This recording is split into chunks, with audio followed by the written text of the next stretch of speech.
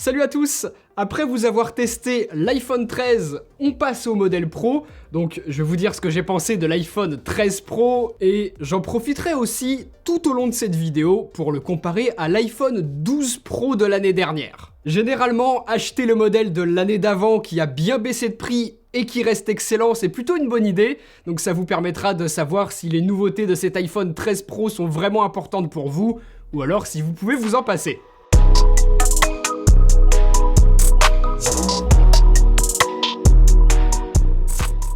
À part une encoche plus petite, dont Apple ne tire absolument pas parti en affichant plus de choses dans la barre de statut, comme le pourcentage de batterie ou des notifications, de nouvelles couleurs pour le dos et des modules photo encore plus gros, cet iPhone 13 Pro ressemble énormément au 12 Pro de l'année dernière. Même design, même taille d'écran, même connectique et même vitesse de chargement que ce soit en filaire ou avec le MagSafe. Toujours 12 millions de pixels en photo, là où les concurrents montent bien plus haut et multiplient le nombre de capteurs. Pas non plus de définition supérieure à la 4K en vidéo, là où la 8K se généralise sur Android. Exactement la même caméra frontale que l'année dernière. Et puis évidemment, l'iPhone ne se plie pas, Apple n'a pas suivi Huawei ou Samsung notamment. Donc clairement, on n'est pas sur une année où la fiche de spec nous en met plein la vue. Au premier coup d'œil, il n'y a rien de bien excitant. Comme d'habitude, Apple a pas fait la course à qui proposera les plus gros chiffres, et cet iPhone 13 Pro est dans la continuité de ce qu'ils avaient déjà commencé de faire l'année dernière avec le 12 Pro. Les nouveautés, vous allez le voir, ce sont de petits détails, c'est pas spectaculaire à première vue, mais dans les faits, moi qui le teste depuis un mois, je peux vous le dire, c'est sacrément efficace, et au final, c'est ça qui compte vraiment. Même si pas mal de choses dessus, on aurait aimé les avoir l'année dernière. Premièrement, on a enfin un écran 120 Hz. Apple a 2 ans de retard au moins sur la concurrence, et ça faisait vraiment tâche sur un smartphone aussi cher. Par rapport aux 60 Hz classiques que l'on a sur tous les autres iPhones, le 120 Hz des iPhone 13 Pro, vous le voyez, apporte beaucoup plus de fluidité dans toutes les animations de l'interface, dans les défilements. Dès lors que l'on va avoir du mouvement, tout va nous sembler plus fluide, plus réactif. Comme je vous l'avais dit dans mon test des iPhone 13, qui eux n'ont pas le 120 Hz, oui, la différence se voit à l'usage. Oui, c'est plus agréable, mais iOS est déjà tellement fluide et bien optimisé de base que la différence entre 60 et 120 Hz n'est pas toujours ultra flagrante. Pour moi, l'avantage de cet écran 120 Hz, c'est pas tant la fluidité, c'est surtout l'impact sur l'autonomie. En fait, il faut savoir que l'iPhone 13 Pro n'affiche pas constamment 120 images par seconde, ça servirait à rien. Il va le faire uniquement lorsque c'est nécessaire. Dans les jeux compatibles, par exemple, ou encore lorsque l'on fait défiler des menus, lorsqu'il y a des animations.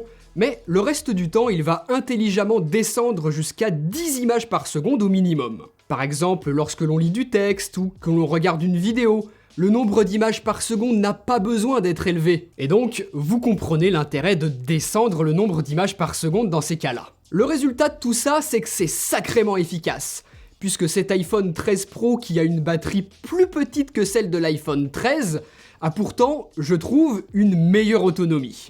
D'où l'impact d'un rafraîchissement adaptatif contre un rafraîchissement fixe à 60 Hz. Une puce A15 moins énergivore, un écran capable de s'adapter entre 10 et 120 Hz, une plus grosse batterie à l'intérieur, tout ça fait que l'autonomie de cet iPhone 13 Pro est vraiment excellente. Ça m'était pas du tout rare d'arriver à 6 voire 8 heures d'écran allumé par jour avec une seule charge, ce qui est génial, sachant que moi j'étais en période de test, je l'ai utilisé intensivement, toute la journée sous le soleil à faire beaucoup de photos et de vidéos, donc avec ma luminosité souvent pas au maximum mais pas loin. Donc vraiment trop bien. Et surtout que moi j'utilise le 13 Pro, le moins gros des deux. Donc sur le 13 Pro Max qui a une encore plus grosse batterie, à mon avis là l'autonomie doit être incroyable. Super donc, et ça aurait été vraiment parfait pour certains si Apple avait proposé de l'Always On Display comme sur la plupart des smartphones Android, ou encore une charge plus rapide. Là, il faudra toujours une demi-heure environ pour recharger son iPhone de moitié en filaire, c'est vraiment pas ce qu'il y a de plus rapide. Donc à vous de voir si vous avez besoin d'une recharge plus rapide, mais après, comme je vous l'ai dit, moi, j'ai passé énormément de temps avec ma luminosité quasiment au maximum toute la journée en faisant photos et vidéos. J'ai beaucoup utilisé le GPS pendant mes déplacements, en 4G donc, plus tout ce qu'on peut faire toute la journée sur son smartphone, et je n'ai jamais tué la batterie avant la fin de la journée. Du coup, je l'ai uniquement rechargé la nuit, et à ce moment-là, je m'en fiche un peu que ça aille pas hyper vite, il y a le temps. Et en plus de ça, on sait que des charges un peu trop violentes pour les batteries, c'est pas ce qu'il y a de mieux pour leur durée de vie. Donc moi, le choix qu'a fait Apple, ça me va. Ce sera pas forcément votre cas, on n'a pas tous les mêmes usages d'un smartphone. Mais en tout cas, je vous ai donné mes impressions. Avant qu'on voit en détail toute la partie photo et vidéo de ces iPhone 13 Pro, un petit mot sur Rhino Shield, mon sponsor. Si vous recherchez des coques de protection pour l'iPhone 13, d'anciens modèles d'iPhone et même plein de smartphones Android, Rhino Shield a la plus large collection de designs et qui sont sans cesse renouvelés avec de nouvelles licences. Harry Potter, Dragon Ball Z, One Piece, la NBA, League of Legends pour ne citer que les derniers, du choix, vraiment, vous en avez. Pour protéger l'écran de votre smartphone, Rhino Shield a des films de protection. Même chose pour les modules photo de votre iPhone, vous pouvez les protéger si vous le voulez. Rhino Shield a aussi des accessoires pour AirPods et AirPods Pro, des câbles tressés plus longs et plus résistants que ceux d'Apple, des protections pour l'Apple Watch. Donc si vous trouvez des accessoires qui vous intéressent, je vous laisse mon lien juste en dessous avec mon code promo pour avoir une réduction sur votre commande.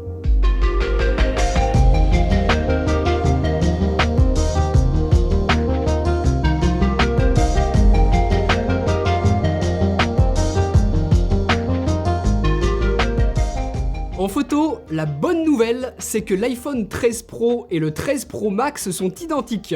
Plus forcément besoin d'acheter le plus gros et le plus cher pour avoir les meilleures performances. Les 3 modules photo ont été améliorés. Capteur plus grand, optique qui ouvre plus grand également sur les 2 grands angles, mais surtout moi ce que j'attendais le plus, une plus longue focale sur le téléobjectif. On a à présent un équivalent 77 mm, donc super. Ça permet de zoomer plus facilement sur des sujets éloignés que ce que permettait le 52 mm des précédents iPhones. Pour les portraits, l'arrière-plan est plus compressé, le sujet se détache donc encore mieux. On se rapproche plus d'un 85 mm, focale très appréciée pour les portraits, et il y a de quoi faire des photos convaincantes avec ce mode de prise de vue. Moi qui l'utilise plus souvent que le grand angle, j'adore ce nouveau téléobjectif. Donc trop bien ce 77 mm, mais pourtant à ce niveau-là, Apple n'est clairement pas en train d'innover, ils sont plutôt en train de rattraper leur retard. Par exemple, le Galaxy S21 Ultra de Samsung et son impressionnant 240 mm restent un des champions. Apple ne va pas aussi loin avec son zoom, et c'est le seul regret que je peux avoir, parce que vraiment, j'adore le S21 Ultra. De nuit, à présent, comme l'ouverture de l'optique du téléobjectif n'est plus aussi grande que l'année dernière à cause de la focale plus longue, on pourrait croire que le 13 Pro régresse, mais pas du tout. Je trouve que le bruit est maîtrisé, la dynamique est bonne, donc visiblement, le manque de lumière capté par l'optique est compensé par la plus grande taille de capteur. Moi, j'aime beaucoup le résultat. D'ailleurs, c'est aussi le seul avec l'iPhone 12 Pro à pouvoir combiner le mode nuit et le mode portrait, ce qui, je vous l'avais déjà montré, fait une réelle différence. Sur ce 13 Pro, j'ai aussi beaucoup aimé les améliorations apportées à l'ultra grand angle, qui, de jour, est toujours convaincant, mais qui à présent l'est également de nuit. Il était pas franchement bon les années d'avant, c'était le gros axe d'amélioration de l'iPhone 12 Pro, et là, le 13 Pro est plus détaillé, moins bruité, retranscrit encore mieux les vraies couleurs que l'on voyait à l'œil. Bref, il est enfin réellement exploitable ailleurs qu'en pleine lumière. Impeccable donc, puisque généralement les constructeurs se concentrent beaucoup plus sur le grand angle, le capteur principal, que sur les autres couples capteurs optiques qu'ils proposent. Et là, vraiment, Apple a corrigé beaucoup de reproches que l'on pouvait faire à la fois au téléobjectif et à l'ultra grand angle. D'ailleurs, la nouvelle optique et l'autofocus de cet ultra grand angle permettent une distance de mise au point minimum très courte, ce qui va nous permettre de nous approcher vraiment proche de notre sujet et de faire de la photo macro. J'aime bien, les résultats sont sympas, ça pousse encore plus nos possibilités créatives que l'on peut faire avec un smartphone qui tient dans la poche. Et surtout, Apple a été intelligent de passer par l'ultra grand angle au lieu de proposer un capteur en plus qui aurait permis de faire de la photographie macro, comme ont pu le faire certains constructeurs Android avec des capteurs de quelques millions de pixels où les photos étaient clairement dégueulasses. Je vous l'avais montré dans mes tests. On peut donc faire des choses très cool, mais attention, si vous avez envie de prendre un être vivant en photo macro, c'est pas toujours simple vu qu'il faut s'approcher très proche de l'animal, et c'est le désavantage de passer par l'ultra grand angle au lieu d'une focale plus longue, mais dans tous les cas, c'est marrant, je trouve qu'il y a vraiment de quoi s'amuser avec. Passons maintenant au capteur principal, celui qu'on utilise le plus souvent. Eh bien, il a grandement été amélioré. Il est plus grand, et donc, comme il est toujours de 12 millions de pixels, cela signifie que les pixels sont plus gros, captent donc plus de lumière, et en photo, l'équation est simple, plus on a de lumière, meilleures sont les photos. En pleine journée, honnêtement, la différence n'est pas très flagrante avec l'iPhone 12 Pro de l'année dernière. J'apprécie toujours autant la justesse des couleurs, la saturation et les contrastes qui ne sont pas trop poussés, et la cohérence avec les deux autres modules photo qui donnent l'impression de n'avoir qu'un seul et même appareil photo. C'est en basse lumière que l'on ressent clairement l'amélioration de l'optique et du capteur qui reçoivent plus de lumière. Là, la différence avec l'iPhone 12 Pro est bien visible. Avec l'iPhone 13 également, on le voit, cet iPhone 13 Pro est bel et bien le meilleur iPhone pour la photo en conditions difficiles. Moins de bruit dans l'image, une meilleure plage dynamique, des couleurs plus justes et une capacité à prendre des photos plus rapidement en mode nuit, parfois jusqu'à 2 fois moins longtemps qu'un iPhone 12 Pro dans les mêmes conditions pour un meilleur résultat au final. Le fait que cette année, le capteur soit maintenant stabilisé mécaniquement aide clairement à réduire tous les micro-mouvements, et si vous faites beaucoup de photos de nuit ou en soirée, l'iPhone 13 Pro est redoutable. Certaines photos à main levée sont incroyables pour un smartphone. Cette photo que je vous remets ici, franchement pour un smartphone c'est trop bien. Et j'avais pas du tout de matériel, je vous explique comment je l'ai faite cette photo. Je me suis simplement un petit peu allongé comme ça sur le capot de ma voiture pour être suffisamment stable et pouvoir avoir le temps de pause le plus long possible avec le mode nuit de l'iPhone. Je crois que c'était un temps de 10 secondes, quelque chose comme ça. Et j'ai également utilisé le mode photo ProRAW pour avoir la meilleure flexibilité en post-production, puisque c'est une photo un petit peu légèrement retouchée que je vous ai montré. Ça marche trop bien. Et pour avoir un résultat similaire avec un appareil photo, déjà il m'aurait fallu une optique un petit peu conséquente, et surtout un trépied. Je n'aurais pas du tout pu faire la même chose que ce que j'ai fait à main levée avec cet iPhone 13 Pro. Le mode photo ProRAW m'a donc clairement aidé, et d'ailleurs il reste une exclusivité des iPhone 12 Pro et 13 Pro. Si vous aimez passer du temps dans les logiciels de retouche d'images, on peut aller beaucoup plus loin qu'avec de simples images JPEG classiques, et ça peut faire une réelle différence dans certaines situations.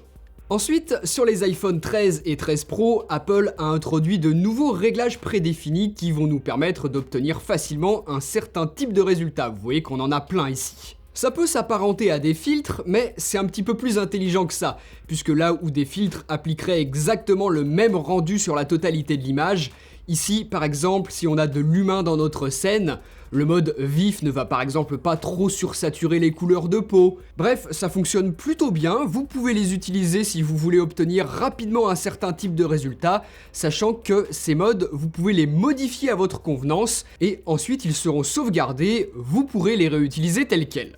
Enfin, il faut savoir que la luminosité maximale de l'écran est encore améliorée. Il est parfaitement visible en plein soleil et c'est super agréable. Regardez d'ailleurs la différence par rapport au Galaxy S21 Ultra de Samsung, qui lui aussi a sa luminosité au maximum, et qui est un smartphone qui a déjà une très bonne luminosité maximale. Apple a donc fait très fort avec cet écran. La calibration des couleurs est parfaite, et lorsque l'on veut éditer ses photos directement sur l'iPhone, c'est aussi un point très important. Souvent, lorsque l'on juge les performances d'un smartphone en photo, beaucoup ont simplement tendance à comparer les résultats. Ah, l'iPhone, il est meilleur que Samsung. Ah, le Pixel de Google, il est trop fort de nuit. Donc oui, évidemment, le résultat final, c'est ce qui nous importe le plus. Mais la manière d'y parvenir est super importante aussi. Parce que si c'est facile de faire des photos, ça va nous donner envie d'en faire. Avoir une excellente calibration des couleurs de son écran pour les retouches, c'est important. une grosse luminosité maximale qui nous permet de faire des bonnes photos peu importe les conditions d'éclairage. C'est super important aussi. Et surtout quelque chose dont j'entends jamais personne parler dans les tests photos, mais les applications qui existent pour l'édition de photos, l'édition de vidéos, la richesse d'un store d'applications dans ces catégories-là, c'est hyper important. Et à ce niveau-là, il n'y a pas de surprise, iOS, que l'on aime ou non, c'est là que l'on va trouver les meilleures applications photos et vidéos, c'est là que se concentrent en priorité les développeurs. Je pense par exemple à une application comme LumaFusion qui est incroyable et qui n'a absolument aucun équivalent sur Android.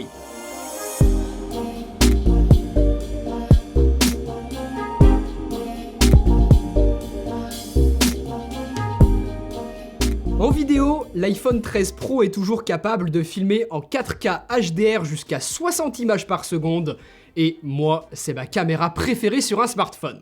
Le téléobjectif qui pointe plus loin offre à présent une réelle différenciation avec le grand angle, et en vidéo, c'est très important de pouvoir varier ses plans avec autant de facilité.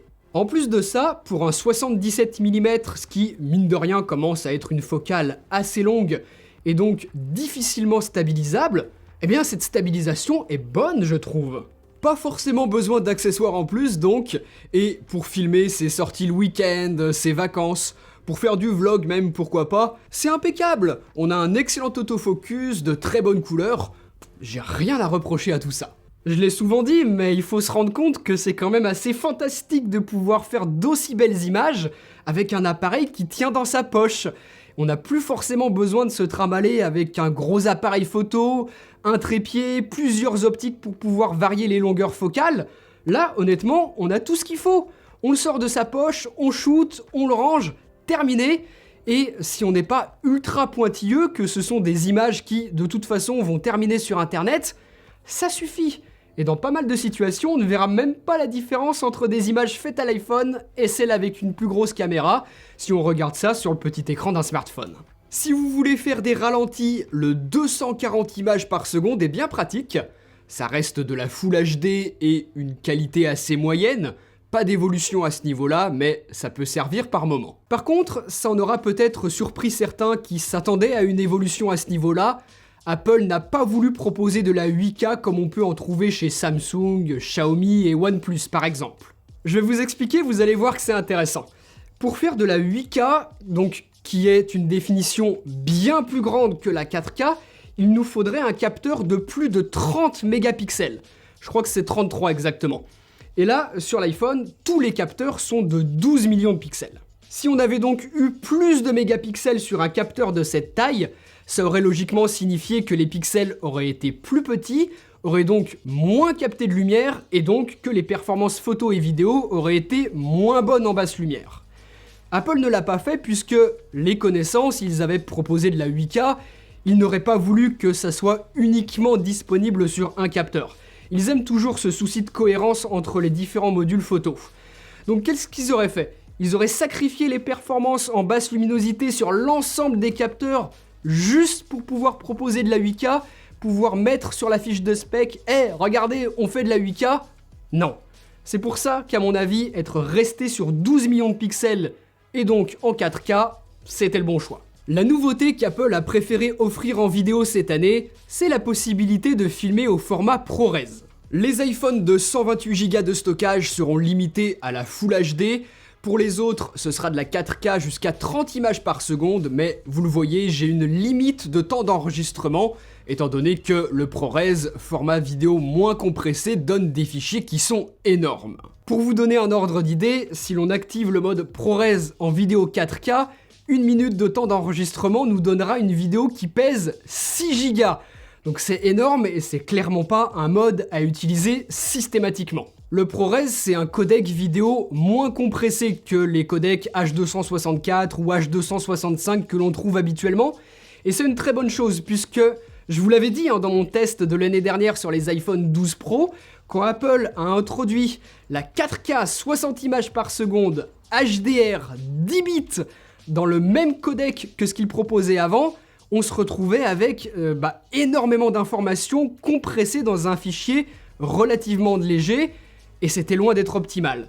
Donc là, moins de compression c'est une bonne chose, on aura allez, si on le résume très grossièrement, des vidéos d'un petit peu meilleure qualité, mais qui surtout seront beaucoup plus facilement éditables en post-production, puisque moins de compression, donc plus de facilité pour le processeur à décoder le fichier vidéo. Vous pourrez éditer ces vidéos au format ProRes avec des machines moins puissantes que ce que demandaient les formats vidéo précédents, les codecs précédents. Donc très bien, ça simplifie le workflow de travail, mais pour des gens comme moi, comme vous, pas sûr que ce soit réellement intéressant de l'utiliser. Ça va surtout être utile aux productions qui tournent avec des iPhones, parce que oui, il y en a. Vous êtes peut-être pas au courant, mais il y a des chaînes de télévision qui ont des journalistes qui tournent quasiment exclusivement avec des iPhones maintenant sur le terrain, parce que c'est beaucoup plus simple que de se trimballer un caméraman avec grosse caméra, tout un équipement. Là, encore une fois, on a tout l'avantage d'une caméra qui tient dans la poche, qui est super facile, qui ne craint pas les gros chocs, tout ce genre de choses. Ça simplifie beaucoup les choses pour pas mal de productions. Donc pour eux, oui, le format ProRes aura son intérêt, mais par contre, ils vont se heurter à d'autres problèmes. En ayant donc filmé au format ProRes, dans l'optique de se simplifier les méthodes de travail, on se retrouve donc avec des fichiers extrêmement volumineux, et les seules manières de transférer ces gros fichiers, c'est soit en Lightning, donc en USB 2, très lent aujourd'hui, où on est à l'USB 4, et là où de l'USB type C aurait été bien plus pratique, ou alors avec AirDrop, c'est-à-dire en sans fil, et encore bien plus lent que le Lightning. C'est donc une solution nulle ou une solution encore plus nulle. Donc je sais bien qu'Apple a un intérêt financier avec le Lightning, et peut-être que leur objectif c'est de passer au totalement sans fil, et de ne jamais mettre de l'USB type C sur l'iPhone. Mais en tout cas, c'est incohérent avec les fonctionnalités qu'ils proposent à côté. Quand ça devient un frein à l'utilisation des nouveautés de leur nouveau modèle, c'est idiot et ça va frustrer certains professionnels qui aimeraient bien en profiter. Autre chose qui va faire grincer des dents les professionnels de l'image, mais qui ravira peut-être certains amateurs qui vont lui trouver un intérêt, c'est le nouveau mode cinématique, comme l'a appelé Apple, et qui permet de simuler un flou d'arrière-plan en vidéo pour détacher le sujet, comme le fait le mode portrait en photo. On va pas se mentir, c'est pas très bien exécuté. Parce que là où on peut tricher en photo, en vidéo, les erreurs de détourage ne trompent personne, et c'est très peu convaincant, même si dans certaines situations, encore une fois, lorsqu'on regarde ça sur un petit écran, ça peut marchouiller, on va dire. J'ai été assez déçu de voir que pourtant équipé d'un cœur graphique en plus et du capteur LiDAR pour gérer la profondeur, cet iPhone 13 Pro ne fait pas mieux que l'iPhone 13. Le détourage est toujours un peu approximatif et on a une espèce de halo lumineux autour du sujet qui rend la chose très artificielle.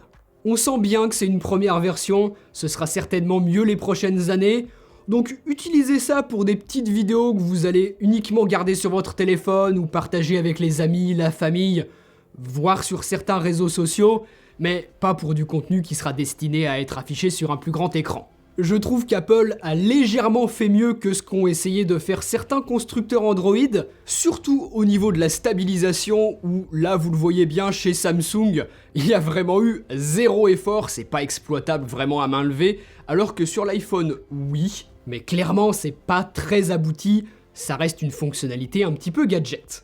Pourtant, l'idée est cool et bien pensée, puisqu'après avoir enregistré la vidéo, on va pouvoir choisir la zone sur laquelle on veut que le focus soit fait, et l'ouverture. Enfin, la fausse ouverture, puisque je le rappelle, tout est artificiel.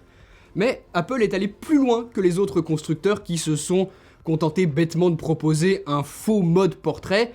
Là, il y a une vraie intention artistique derrière, ça peut donner des effets qui sont sympas. Je vous montre ici le résultat du changement de focus que j'ai fait sur cet exemple de vidéo.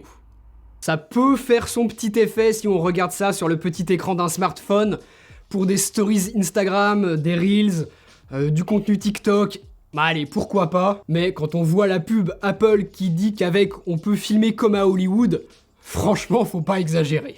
Ça ne fonctionne pas en 4K, mais surtout c'est du 30 images par seconde obligatoirement dans ce mode de prise de vue vidéo.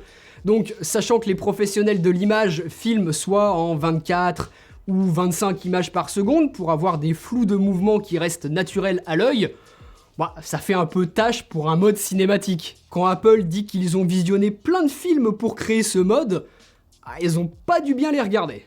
Autre déception, la caméra selfie qui n'évolue absolument pas. Ce sera toujours la même qualité en photo et en vidéo.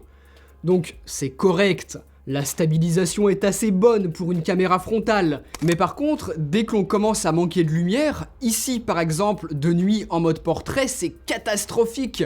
Et si j'utilise le mode de nuit, c'est pas franchement mieux. Donc pour les selfies en soirée, l'iPhone n'est clairement pas le meilleur, j'aurais beaucoup aimé une amélioration à ce niveau-là. Et pour les vidéos en basse lumière avec cette caméra frontale, n'y pensez pas non plus si vous souhaitez en faire quelque chose ensuite. Là aussi, la qualité est assez catastrophique.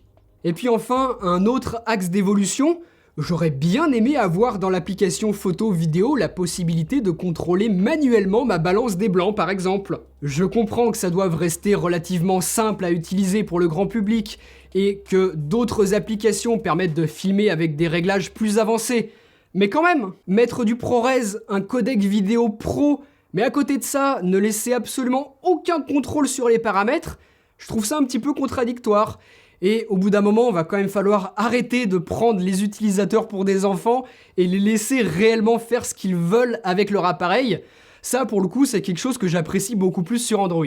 Et enfin, dernier reproche, je suis très déçu de voir qu'Apple n'a pas amélioré son traitement optique et que le problème de flare, tous ces petits halos lumineux que vous voyez ici dans l'image, est toujours présent. C'est un problème qui date depuis au moins 2 ans sur les iPhones.